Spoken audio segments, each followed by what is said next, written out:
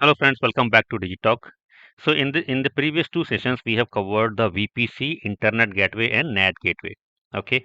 So now in this session we are going to cover the subnet, and specifically inside the subnet we have a public subnet and private subnet, and along with that we will make a relation with the VPC and Internet Gateway and NAT Gateway. So you can say that in this particular session you are going to learn everything or all the topics that we have covered so far as well, right? So now let us first let me create an VPC. For example, this is your VPC in the AWS, which is the virtual private cloud. Okay, and why we use the VPC? It is just a segregation or isolation of the multiple clients on the cloud data center from each other, right? Because we have a multiple clients on the cloud data centers. Okay, so to make the segregation or isolation of the resources of each and every client, there is a term which is called the VPC. Okay, which is a virtual private cloud. Okay, so now once we create the VPC, okay, now after that, suppose that you have a certain kind of application which is the internet facing application. That means the user are accessing your application from the internet, which is deployed inside your VPC, right, in the AWS cloud.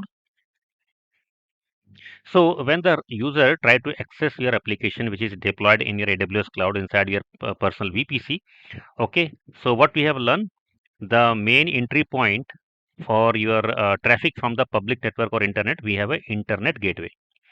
Okay, so this internet gateway will always be there if we have a public facing applications, or you can say internet facing applications, right?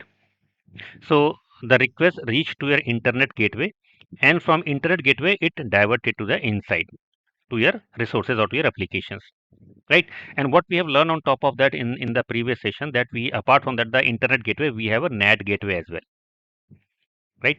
And what is the purpose of NAT gateway? It allow the outward traffic only. So the traffic that we receive from the internet and which come to internet gateway, it is a bidirectional, right? So the persons from the internet can reach to your resources which is there inside your AWS cloud VPC, and similarly the applications which is running inside your cloud can reach to any resources on the internet. So that means it is a bidirectional traffic via internet gateway. But when we talk about the NAT gateway, it is only one direction, and the direction is only from inside to outside, like this one. Okay, so that means your resources or applications from the inside of your VPC, okay, they can reach to the internet, but the reverse traffic from the NAT gateway is not allowed. Right, so this we have covered in the previous session, and the certain use cases like you may have certain kind of a software which may need to regularly get the updates from the internet, right? And along with that, you may need to your application may need to connect some third-party APIs. Okay, so for these kind of a requirement, you need only the one direction flow that can be configured from the NAT gateway. Okay, now your internet gateway also allow the outward connection, and the NAT gateway is also allowing the outbound connections, right? So what is the difference? So as I said in the previous session, it depends on the kind of a subnet where we are diverting the traffic. Okay, so now what we are learning here, we are learning one more term which is called the subnet. So subnet, this is a logical division of our network. So we can refer as a logical division of our network.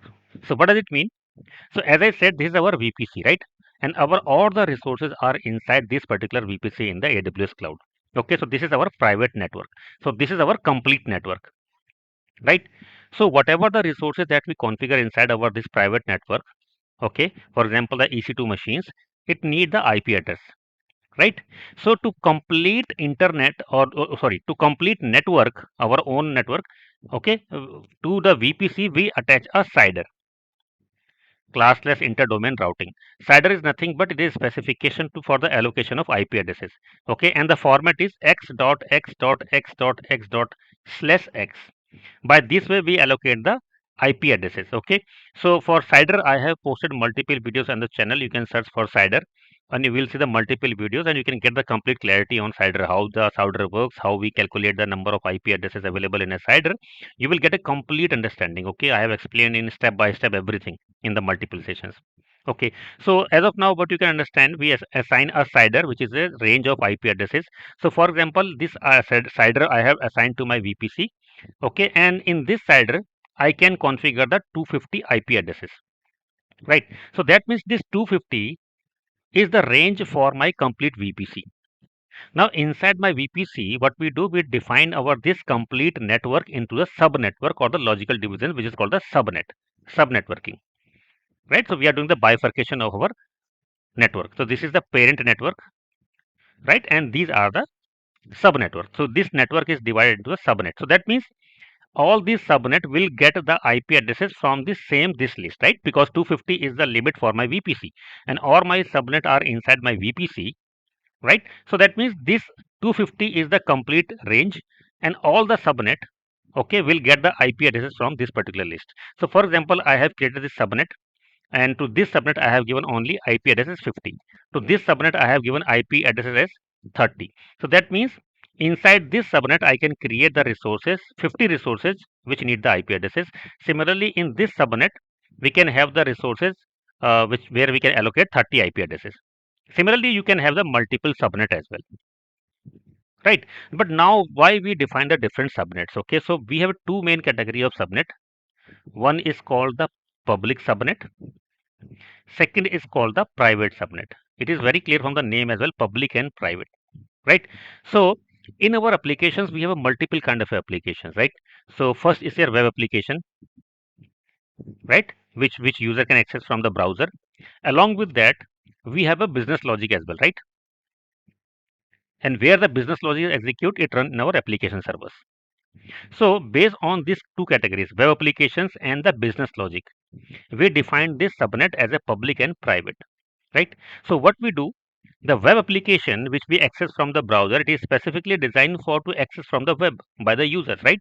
So these web applications we deploy in the public subnets. For example, suppose this is our public subnet, right? So this public application we deploy in the public subnet, or mostly in the traditional architecture you will see the web servers here, web server. So these web servers we deploy in the public subnet, and our business logic application which is deployed in your application servers will be in the private subnet. So suppose this is your private subnet, this is your private subnet. So now we have a two kind of a subnet, public and private. So public subnet contain the web server or your web applications which is meant to be designed to access from the internet, and then private subnet where your applications are running, business logic, right? You don't want to expose your business logic from the outer world, so you need to secure it. So that's why we design it in the private subnet. And along with that you may have your database which contain your complete data.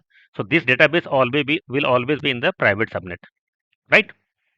So whenever we design the architecture, okay, so whenever the request reach from internet gateway, so internet gateway always send the request to your public subnet, right? And then your public subnet can send request to the private subnet, correct? So you may have a website in the public subnet, right? And user accessing this from the web browser, and further requests are diverted from your public subnet to your private subnet, where your applications are running, where you have a database, right? And then response sent back, right?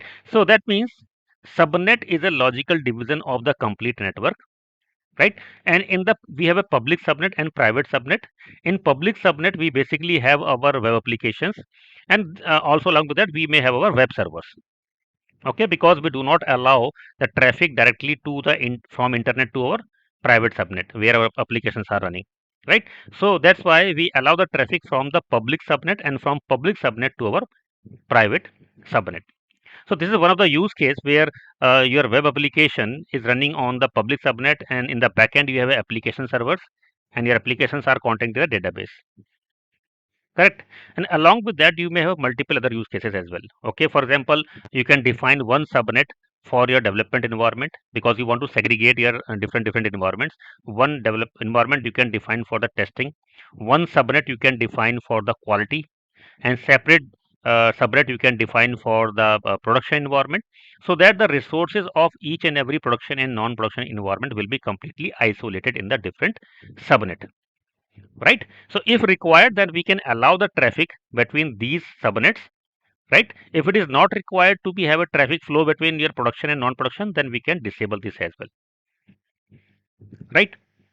So this is called the private subnet. Now this NAT gateway is specifically attached to your private subnet, right? Because our private applications, as I said, we may have a application servers or database, okay, which is not directly exposed from the internet, and you may need your application servers or database need to contact the internet to download some auto updates or patches or to contact some third party APIs. So for that we allowed only one direction communication, that which is from inside to outside. This is your inside in AWS, and we are allowing the outside, but this is one direction. So your traffic is going from here to NAT gateway, and NAT gateway attached to your internet gateway, and from internet gateway request can reach to the outer world. Okay, but the downward traffic or the inward traffic is not allowed from the internet gateway. Sorry, not from the NAT gateway, right? So now in the simple terms, what we have learned, I will quickly draw this again so that we can get a complete clarity again. So this is my VPC. This is my personal VPC in the AWS cloud. This is the internet from where the users are trying to access the application. So they will first land up in the internet gateway. From internet gateway, request will reach to your public subnet. This is your public subnet. Here we may have our web applications or the web servers.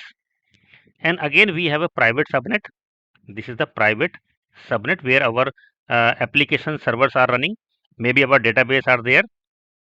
So your web application can contact to your private subnet for the data and logic processing, and then can send the response back like same way, like this one, right? And now if your application server or database which is there in the private subnet need to contact and download any of the updates from the internet, so for that we can configure the NAT gateway. So your private subnet can contact NAT gateway. NAT gateway will contact your internet gateway, and via it will reach the internet. Okay, but this kind of a communication is not allowed. Inbound is not allowed in the NAT. It is only the one way to the outer, right? So now hope you are very clear on the what is VPC and what is your internet gateway, what is your NAT gateway, what is the subnet. These are the very core component of your AWS. Okay, and then what is public subnet and what is private subnet. Okay, so if you need any kind of a information further on this one, or you need any kind of a documentation or any kind of a help you needed, you can anytime reach to us. You can write on digitalk.fmw at gmail.com. Okay, we will try to respond as soon as possible. digitalk.fmw at gmail.com. Thank you.